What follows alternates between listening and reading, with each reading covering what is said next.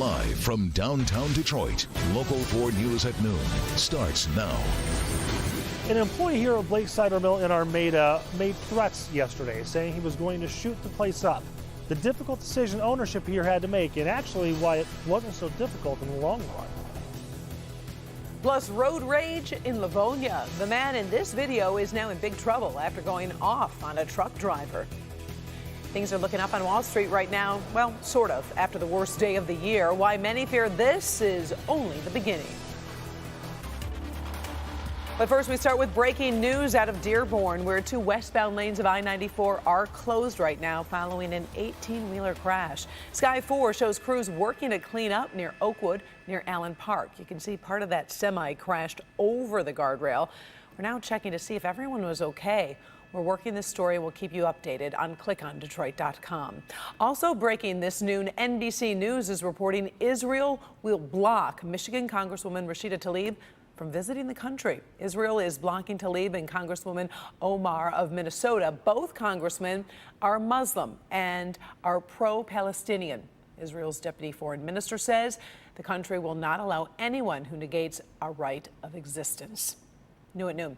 St. Clair Shores man is behind bars right now for making a terrorist threat at Blake's Cider Mill over in Armada Township. He was a worker there who got upset when a task he was given. That's when he made that threat. Nick Monticelli is in Armada this noon with why the owners say they had no choice but to call police. Good afternoon. You could say on one hand this was a difficult situation for Blake Cider Mill. On the other hand, you can say it was a no-brainer. In a sense, it was both. Let's rewind a little bit. Yesterday, there was an employee here at the cider mill who was given a task he was not too happy with, didn't want to do it.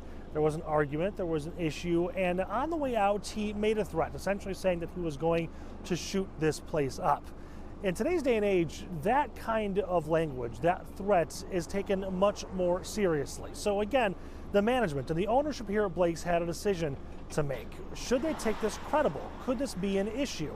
On the one hand, they don't necessarily think it was credible. They don't think this employee would come back. He had been here for 2 years and everybody liked him. On the other hand, what if? And that again is the day and age we're currently living in with all the other mass shootings that we have seen. So they made a judgment call and decided they better be safe than sorry. Yeah, with the environment today, what's been going on, how could you not do what we did?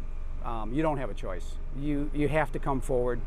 And I think this will help bring other people and businesses to awareness that they need to report things like this before something happens. So after they made that phone call, the Michigan State Police went and visited this 39-year-old employee at his home in St. Clair Shores.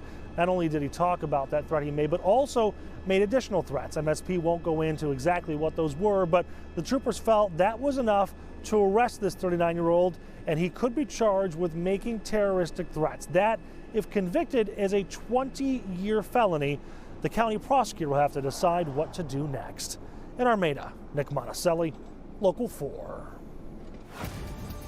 Let's take a live look right now at a beautiful downtown Detroit, but there is a chance showers may put a damper on your afternoon plans. But right now, it sure looks nice out there, Paul.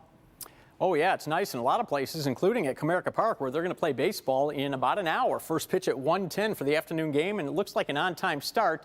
The question is, will it be an on-time finish? We'll talk about that in a second. So upper 70s, Metro Airport, Ann Arbor, but Lapeer only 66 degrees right now, and there's a reason for that. As we've been showing you all morning, we've had more cloud cover to the north, so that has kind of put a lid on some of the temperatures. But notice here to the south, we're starting to see clouds just kind of puff up here. So we're watching for the potential this afternoon for some scattered storms to develop. The best chance is going to be southern half of the area who has had more sunshine today. So we're going to watch that. And these showers are not going to be an issue except for areas north of I-69. So if you are going down to the ball game, again, right now partly cloudy and we're fine for the start. But a possible thunderstorm during the game. Could be some heavy downpours too. Low 80s for the high. We have the Dream Cruise weather to talk about. We'll do that in just a little bit, Karen.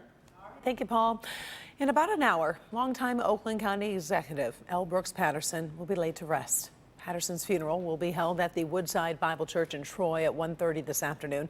Funeral is open to the public with a private burial following the service. Patterson served as Oakland County Executive from 1993 until his death earlier this month. He was 80 years old and had been battling pancreatic cancer. Also happening this afternoon, the debate over the controversial technology is expected to be back before Detroit police commissioners. Many people believe the tech will give police too much power, and that's the invasion of privacy. Mayor Mike Duggan and Police Chief James Craig believe it can be used to help curb crime. The computers measure features and facial aspects to identify a person, but the chief says it will only be used to help solve crimes. That is not random. We are not going to do random facial recognition under no circumstances. Nothing random. The meeting starts at 3. We'll bring you an update on Local 4 News at 5. A wild shootout with police turns into a hostage situation in the city of Philadelphia. That went on for hours. Last night, at least 6 officers shot. Several officers and civilians were trapped inside and had to be rescued before the gunman was finally taken alive. Ron Allen has the latest from the scene.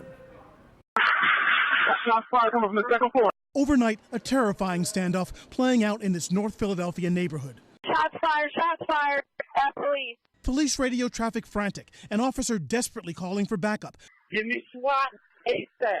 Long gun ASAP. Hundreds of police, armored vehicles, and SWAT teams converging on this house, taking cover as the suspect barricaded inside a building, fired round after round. I got officers shot at this location. At least 6 officers were shot and wounded, many of them hit while attempting to serve a warrant to the suspect, identified overnight by his lawyer as Maurice Hill. All are said to have non-life-threatening injuries. The firefight stretched for hours. Hill's lawyer telling NBC News the suspect called him desperate for a way out. It did come to the point where it's like, listen, man, we're going to go in the house. If you're not here by a certain time, if he doesn't come out by a certain time, we're going in. And then, God only knows what'll happen. Terrified residents watched with horror, especially worried about 80 children at a nearby daycare center. The kids and caretakers sheltering in place until they could be evacuated. More than 7 hours after the first shots rang out, it ended, the gunman surrendering to police. The suspect likely to face multiple charges, including attempted murder for shooting and wounding those police officers. Officials say he already has a lengthy criminal record. Ron Allen, NBC News, Philadelphia. New video this afternoon showing a Livonia man going off during a road rage incident. You can see a man trying to drag the victim out of his truck, yanking off one of his shoes and then throwing it across Plymouth Road. This video was turned over to cops who were then able to track down David Brown and make an arrest. The 47-year-old Livonia man now faces an assault charge. Big story we're following. Wall Street rallied this morning after a severe Wednesday that saw all 3 major indices hit their lowest levels of the year. Strong earnings from Walmart and hopes for resolving a trade war with China are helping stocks recover right now. President Trump is arguing the economy is strong despite new concerns it's actually weakening and that we're possibly headed towards another recession. Ford Performance just unveiled a brand new 2020 Xfinity Series Mustang. The new Mustang will make its debut during the Daytona International Speedway. That goes on Saturday, February 15th. Now, this marks the 5th new motorsports Mustang unveiled in the past year. The current Xfinity Mustang started racing full-time back in 2011 and has won the Drivers' Championship 3 times and the Owner's title 6 times. With school right around the corner, Thomas the Tank Engine rolled through Genesee County earlier today with over 1,000 pounds of supplies, from backpacks to binders. The supplies will be donated to Flint, Early Promise, and other organizations. The supplies will be handed out for the next 2 weeks. The next time you go through TSA, you might have to leave your laptop behind. Why a popular brand is no longer allowed on some U.S. flights. But first, a Russian plane is forced to make an emergency landing after the jet collided with a flock of birds. Next at noon, why some are saying what happened next is truly a miracle.